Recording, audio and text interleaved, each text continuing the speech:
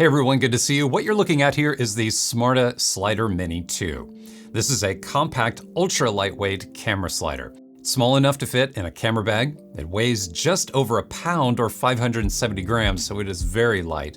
And it has an internal rechargeable battery that can be charged up through a USB-C port.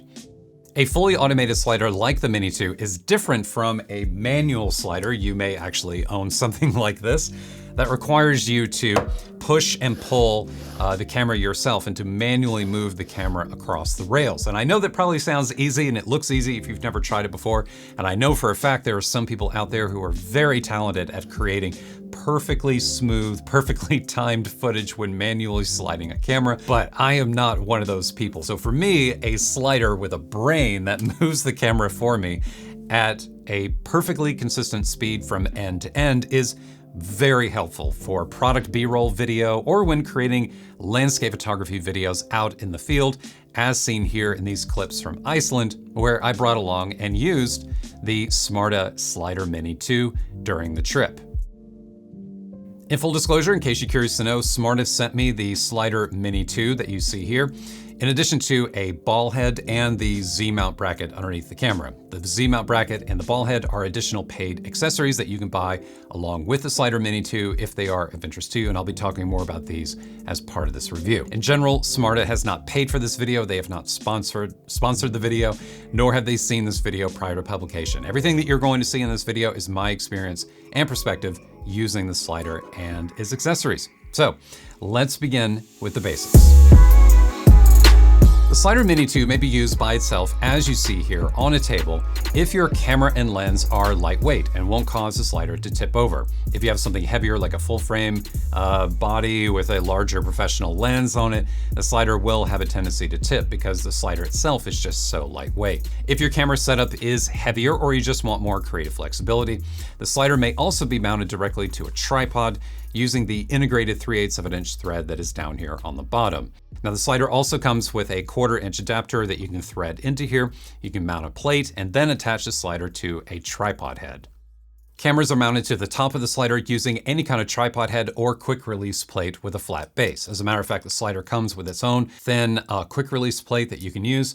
You can also pick up the Smartta ball head or use a Z bracket, or for that matter, you can use any head that you currently have. It's just better to use one that's a bit on the lighter side because you don't want to put too much weight on the slider. But if you already have a ball head or a lightweight fluid head, you can absolutely use that on the Mini 2. Power is provided by an internal 1500 milliamp hour battery with enough power for approximately 14 hours of sliding use. When that battery dies, it can be recharged in 90 minutes through this USB-C port down here on the bottom of the track. This port also provides continuous power to the Mini 2 when plugged into a power outlet or power bank. The slider is powered on and off through a very discreet button down here at the end of the track. You almost miss it. You just press and hold, and the slider powers on. And there's also 4 LED lights down here at the end that indicate how much charge the battery currently has. Now for basic movement, all you need to do is double or triple click the power button on the side to move the slider to one end. Let me try triple, and there it goes. So it depends on where the slider currently is, if it's over to the right or over to the left, whether you double or triple click. And when you do that, the slider just moves to one side at full speed, and then you double or triple and it goes back. Now obviously cameras can slide horizontally on the track. That's what most people do with them, but the slider can also be used vertically as well. You can also slide cameras up and down this way. The main limitation is weight. The SliderMini 2 does carry more weight. They redesigned the motor to support more weight and vertical orientation, which is better than the original SliderMini, which came out a few years ago. But with this one, you can expect to mount about 1.25 kilograms or 2.76 pounds. That's how much it can lift going up and down vertically, compared to the horizontal orientation, which Smartta claims can handle 15 kilograms or 33 pounds when the slider is level. More control and customization is available through the Smartta mobile app for iOS and Android. This app allows you to control speed so that the slider isn't always just moving at full speed. You can dial it down a little bit. There's also a continuous loop mode, so the camera is just continuously moving back and forth, and a curves mode, which are like non-linear motion presets that automatically speed up and slow down movement. There is also a stop motion functionality for animation, which is pretty cool, and a separate time-lapse mode with built-in presets that trigger the camera shutter so that the camera then captures a series of images as it moves across the rail. And then you take those images and you import them into your computer and you compile them into a time-lapse video later in post.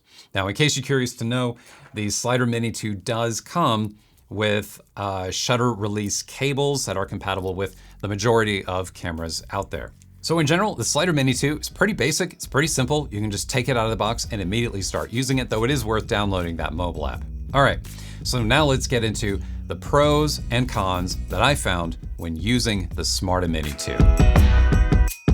So the SliderMini 2 is intentionally designed to be a small, lightweight micro slider, primarily used by vloggers, photographers, content creators, small businesses, maybe indie videographers, or anyone who really wants to add just a little extra flair to their videos. I think the small footprint and lightweight design of the SliderMini 2 is great.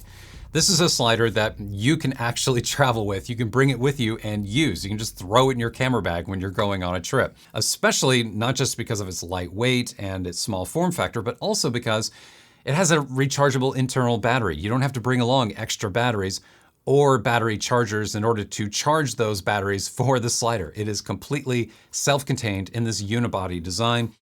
When the camera actually moves, sliding is generally smooth and stable. And one of the nice things about this unibody design and the shorter track length is that you don't have to worry quite as much about the camera bending the slider down at either end when the slider is mounted in the center to a tripod, which can sometimes be a problem. You may get some bend depending on how the slider is mounted and how heavy your gear is, but in general, it performs pretty well. The Smartta mobile application is well designed and intuitive, which is actually saying a lot, for I have seen so many good products hampered by subpar mobile apps. I'm sure you probably have as well. But the Smartta app, on the other hand, it is simple, it is clear, it's well designed, it's easy to use, even if you have no experience at all using a slider.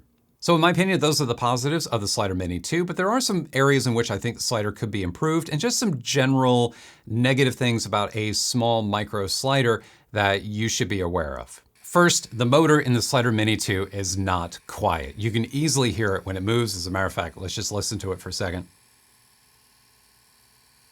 And this could be an issue if you are using the slider in a live studio setup, you're maybe doing a documentary interview, something like this with a live microphone.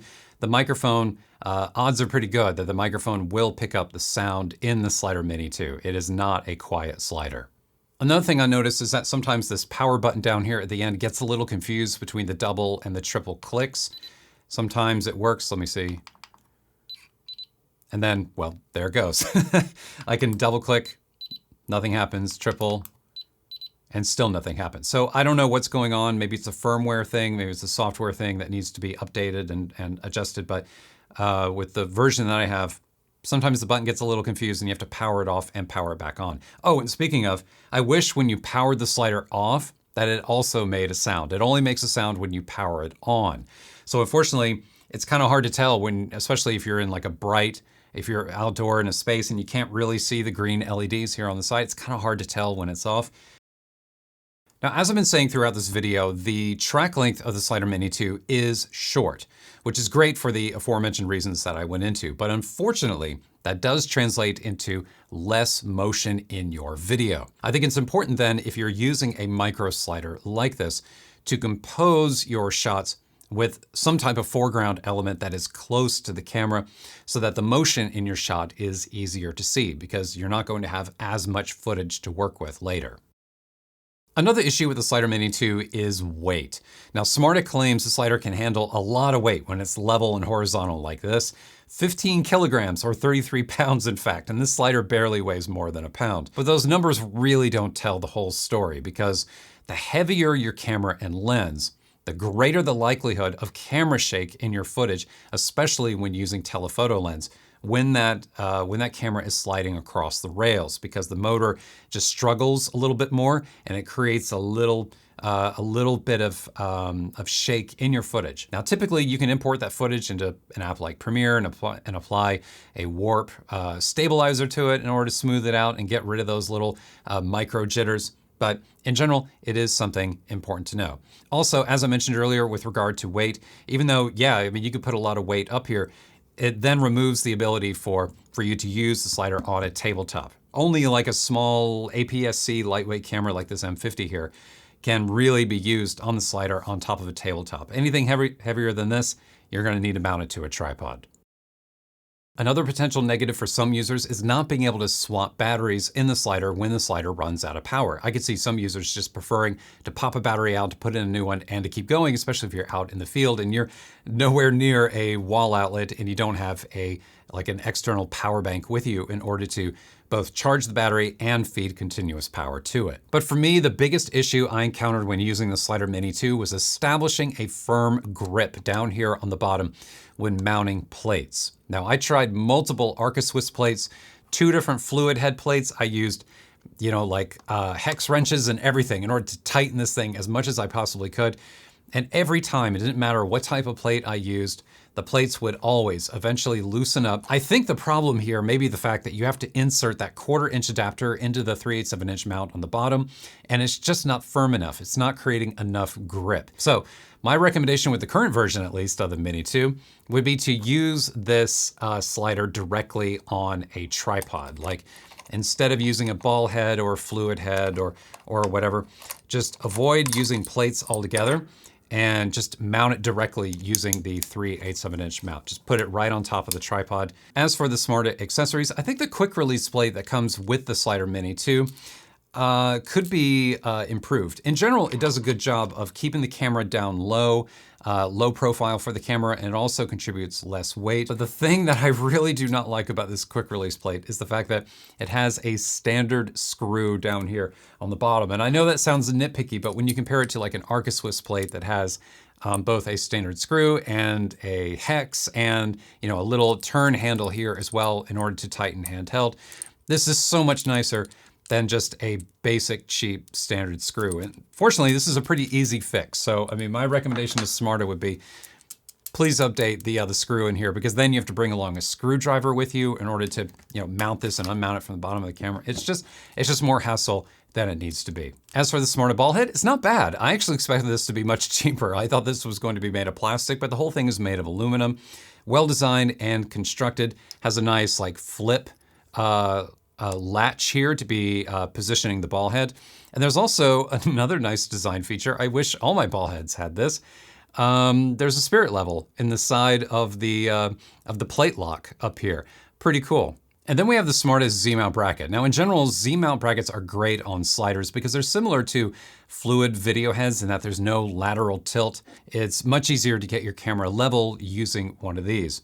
Additionally, the arm on the Z-mount also pivots outward so that you're able to get your camera out and away from the track, which is nice, especially when shooting down the track and the camera sliding backwards, and if you're shooting wide angle, because then there's less of a chance of the track actually getting into your shot. The bracket's well made, it's all made of metal, it's very durable, but there's one thing about this particular Z-mount bracket that I really do not like, and that is the fact that you have to use a separate hex wrench in order to tighten and adjust these elbow joints. And right now I actually have it really tight, so it's kind of hard to move because I found that the bracket kept falling down when I would put a full frame camera on it. It just wasn't strong enough to hold them up. And unfortunately, when you use it for a while, these joints get loose. So you then have to carry along like a little hex wrench here in order to be tightening up and adjusting these joints. But of course, remember, you don't have to buy the Smartta ball head, the Z bracket, or even use the quick release plate that comes in the box.